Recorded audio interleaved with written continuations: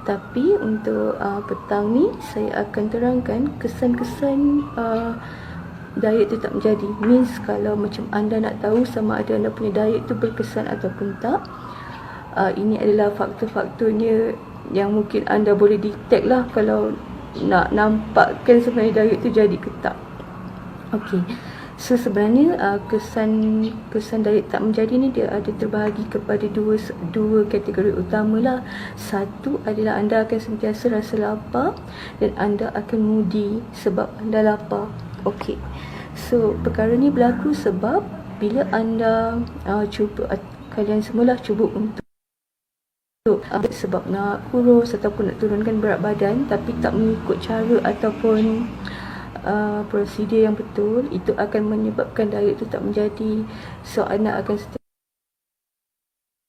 sentiasa apa?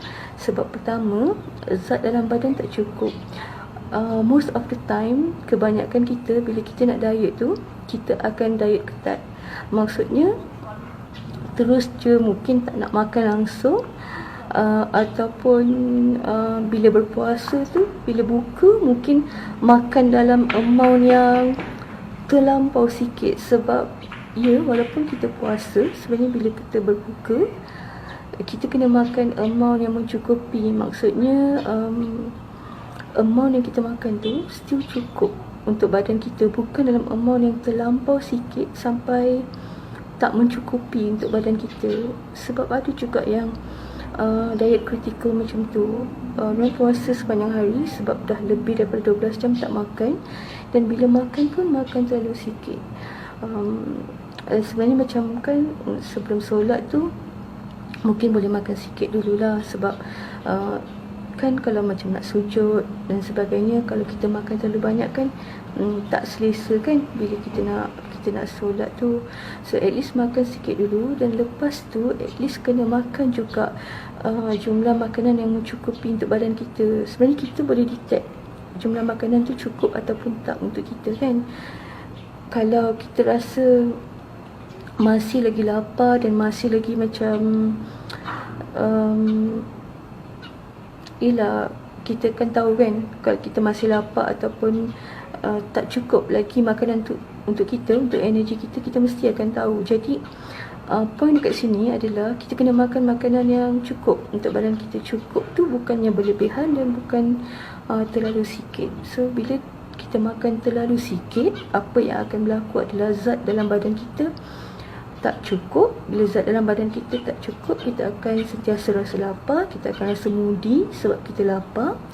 So apa yang akan berlaku seterusnya? Bila kita dah moody, kita lapar kan, motivasi kita untuk diet tu pun akan turun, merundum. Maksudnya macam kita akan mula rasa macam susahlah aku nak diet macam ni, baru sehari pun tak dapat nak tahan kan. So macam mana kita nak teruskan untuk tempoh masa yang lebih lama, contohnya katakan sebulan ataupun 2 bulan. Sebabnya bila kita tak buat, kita tak ikut cara diet yang betul, sebenarnya puasa tu bagus untuk diet, tapi kesilapan akan berlaku kalau kita berbuka dengan amount yang terlalu banyak ataupun terlalu sedikit. So menyebabkan kita puasa untuk sama ada puasa sunat ataupun untuk tujuan memang untuk diri sendiri, untuk just orang kata nak kuruskan. Tapi usually kita takkan puasa sebab just nak kuruskan, mesti dia ada niat-niat sebab sunat ke ataupun apa-apa niat pada diri kita lah kenapa kita nak puasa tu. So cumanya untuk berbuka tu, sebab puasa tu sebenarnya memang satu langkah yang baik untuk kita turunkan berat badan, tapi amount makanan yang kita ambil masa berbuka dengan masa pagi kita nak bersahur tu, itu yang akan menentukan sebenarnya kita berpuasa untuk turunkan berat badan tu sebenarnya jadi ke tak. Kebanyakan orang buat silap kat situ, sebab usually bila berbuka diorang makan terlalu heavy, dan bersahur pun mungkin terlalu heavy. So menyebabkan benda tu jadi macam tak balance. So kita pun ada dengar kan, bila berpuasa ada orang yang naik berat badan, walaupun kebanyakan kes usually akan turun lah. Okay, tapi ini just macam maklumat yang saya boleh bagilah. Kiranya bila kita berpuasa tu ataupun kita nak berdiet, kita tak boleh makan, kita tak boleh macam intake zat kita tu tak boleh terlalu sikit. Maksudnya makan dalam amount yang terlampau sikit sampai tak cukup untuk diri kita sendiri, dengan energi pun tak ada, dan kita jadi moody pula tu sebab lapar. Kita dah lah kan, perempuan kan, kita kan cepat moody. Kalau lapar tu kan macam salah satu faktor yang boleh buat kita moody, betul tak? Untuk saya tak sangat lah, tapi saya rasa untuk ramai perempuan dekat luar sana macam faham lapar tu boleh jadi salah satu faktor yang menyebabkan kita jadi macam marah-marah ke ataupun tak ada mood, betul tak? Okay, so dekat sini kalau anda rasa anda sentiasa lapar ataupun anda tak ada mood sebab anda lapar, maksudnya cara anda diet tu tak betul. So ini menunjukkan yang kalau anda sedang berdiet dengan tanda-tanda anda sentiasa rasa lapar, lepas tu anda sentiasa moody. Sebab lapar means anda kena tengok balik cara diet anda ni betul ataupun tak. Kena betulkan semula cara anda diet tu. Jangan diet secara ekstrim sampai zat dalam badan tu langsung tak cukup. So diet melampau yang langsung tak makan pun ada. So ini akan menyebabkan motivasi anda down, dan of course emosi anda terganggu. Sebab tu anda jadi moody. Okay, so bila kita moody tu dan emosi kita terganggu, biasanya kita akan give up. Kita akan give up, dan most of the time kita tak akan teruskan usaha untuk turunkan berat badan tu. Kita akan just macam biarkan dekat sana dan benda tu berlanjutan lah. Means hasrat kita, niat kita untuk dapatkan berat badan ideal tu masih lagi tak dapat dicapai, masih lagi kekal dekat tahap sama. Sebab sebenarnya bukannya anda tak boleh, kita semua boleh. Tapi untuk apa-apa pun dekat dunia ni, apa yang penting? Satu, kita kena ada ilmu.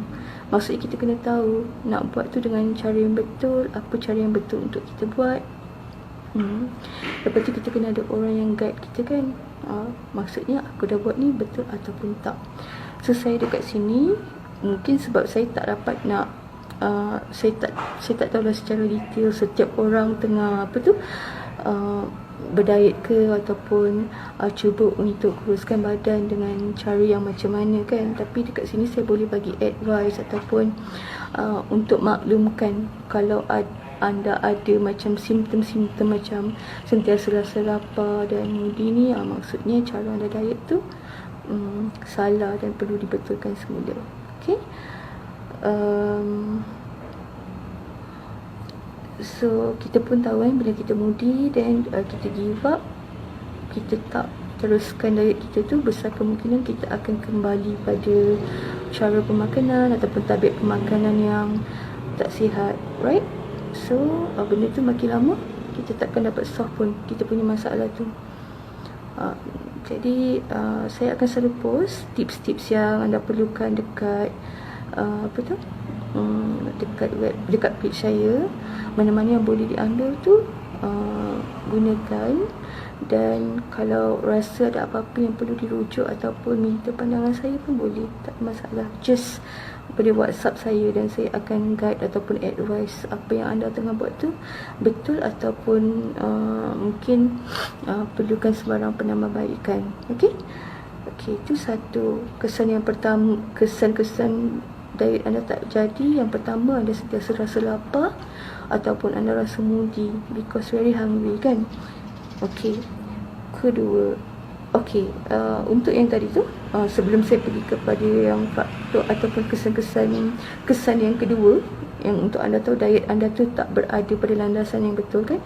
Okey, cara untuk atasi tadi, in spite of langsung tak makan ataupun makan terlalu banyak, cara untuk anda betulkan adalah macam sekarang ni, usually kita akan makan 3 kali kan, breakfast, lunch dengan dinner, betul tak? So cuba macam pecahkan daripada 3 kali ni jadi 6 kali. Okey, so terpulang kepada anda lah 6 kali tu anda nak pecahkan macam mana untuk dapatkan 6 kali tu. Tapi setiap kali makan tu, makan dalam amount yang sikit. Sebenarnya Yang ini sebenarnya cara untuk kita treat badan kita dan kita treat body kita, sebab setiap kali kita makan sikit, setiap kali kita makan tu, metabolisme badan kita akan bertambah. So, bila kita makan 6 kali dalam tempoh 1 hari, maksudnya sepanjang hari metabolisme kita berada pada tahap yang tinggi. So, apa kesan dia? Bila metabolisme kita sepanjang hari berada pada tahap yang tinggi, dia punya kesan adalah anda akan dapat turunkan berat badan dengan lebih cepat. Sebab problem kita adalah metabolisme badan kita rendah, terutamanya bila usia kita dah meningkat kan, dah 35 ke atas dan sebagainya. Even 32, 33 pun dia dah mula, metabolisme itu dah mula rendah, right? So, salah satu cara adalah kita makan 5 ke 6 kali sehari dalam amount yang sikit untuk maintainkan metabolisme kita tu sentiasa berada pada tahap yang tinggi dan optimum. So, apa yang akan berlaku? Bila badan kita, metabolisme badan kita sentiasa berada pada tahap yang optimum dan tinggi, kita akan mudah turunkan berat badan. Sebab semua yang kita makan tu lebih mudah dibakar dan itu satulah, dan kita punya proses pembuangan, pelawasan pun akan jadi baik. So, secara tak langsung dia akan meningkatkan kita punya macam nak cakap, kita akan meningkatkan metabolisme badan kita. Dan ya, betul, apa yang dia punya final results, of course lah kan, kita akan, berat badan kita akan turun dan kita akan nampak kesannya. Benda ni bukan akan berlaku dalam masa sehari ataupun 2, dia akan ambil masa. Okay? Sebab apa-apa pun kita kena praktis dan kita kena bagi masa dekat badan kita untuk sesuaikan diri dengan kita punya norma ataupun cara pemakanan yang baru tu, untuk metabolisme tu mula naik. Lepas tu baru kita boleh nampak kesan dia. Okay, itu kiranya daripada segi, kalau daripada anda langsung tak makan ataupun makan terlalu banyak ataupun terlalu sikit, cara untuk atasi adalah makan sikit tapi makan 5 ke 6 kali sehari.